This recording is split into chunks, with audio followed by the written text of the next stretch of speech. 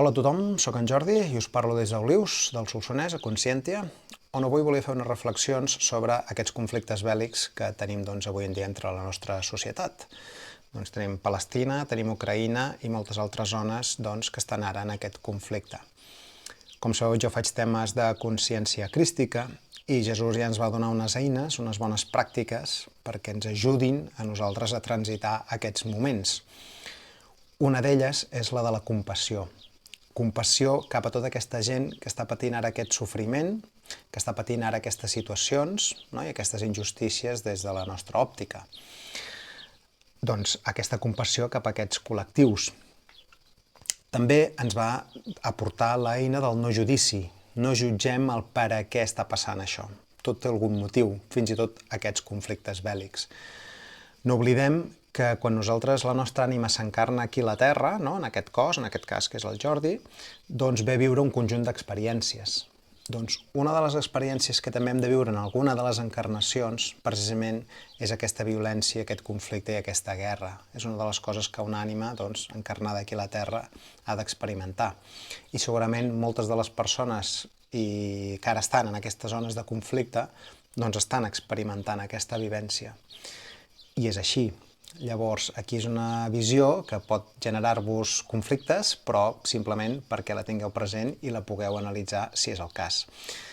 I davant d'aquesta situació, diem aquesta compassió.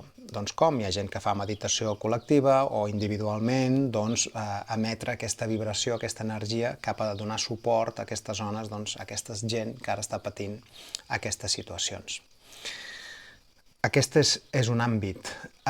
L'altre àmbit que ens va donar Jesús també és el de l'acció conscient.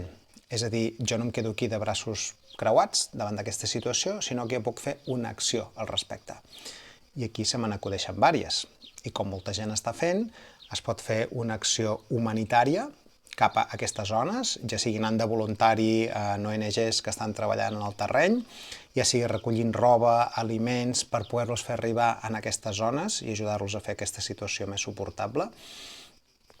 Ja sigui, des d'una altra òptica també, com nosaltres consumim. Això sí que és una acció conscient que nosaltres podem aplicar, que és què comprem i què consumim i a qui ho comprem.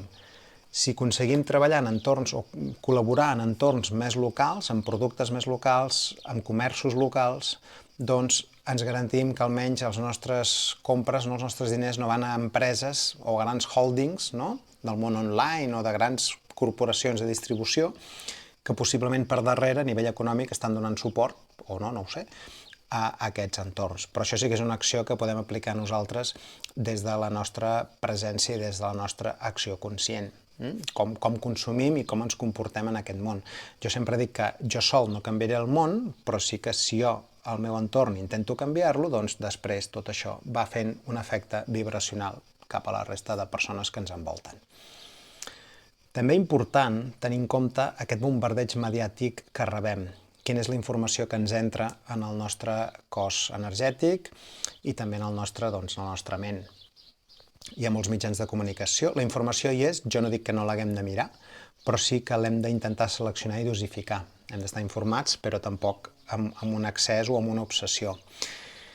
I aquí també una reflexió interessant és que si aquestes imatges evidentment ens remouen poc o molt, no ens deixen indiferents, però si ens causen un dolor profund, hauríem de mirar dins nostre quin conflicte tenim que no tenim resolt. Perquè, com sabeu, el món ens fa de mirall. Llavors, si a nosaltres aquest conflicte ens provoca aquest removiment intern profund de dolor, hem de veure què és el que ens està dient. Hem de veure internament que hi ha alguna cosa que no tenim ben resolta. Si aconseguim estar en un estat de presència, en un estat vibracional òptim, en un estat de coherència, jo veuré aquestes imatges i aquí és on aplico aquesta compassió o aquesta acció conscient. Però no entro en aquest dolor. L'entenc, no el jutjo i intento veure què està al meu abast per poder-hi ajudar o per poder-hi fer-lo més portable al que està en aquella situació. Però no m'infligeix un dolor profund. Llavors simplement us ho deixo perquè també reflexioneu en aquest sentit, si és el cas, què us està removent internament aquests conflictes. Per tant, el que us volia dir és davant d'aquestes situacions, intentem veure què ens porten per nosaltres, què hi ha d'informació per nosaltres. No ens quedem de braços plegats, però és cert que nosaltres sols no canviarem el món.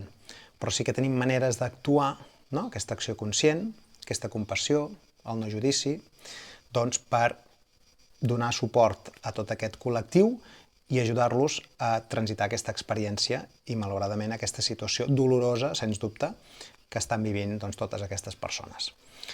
Fins aquí aquesta reflexió, pel qui li pugui ser interessant, i com sempre, gràcies pel vostre temps.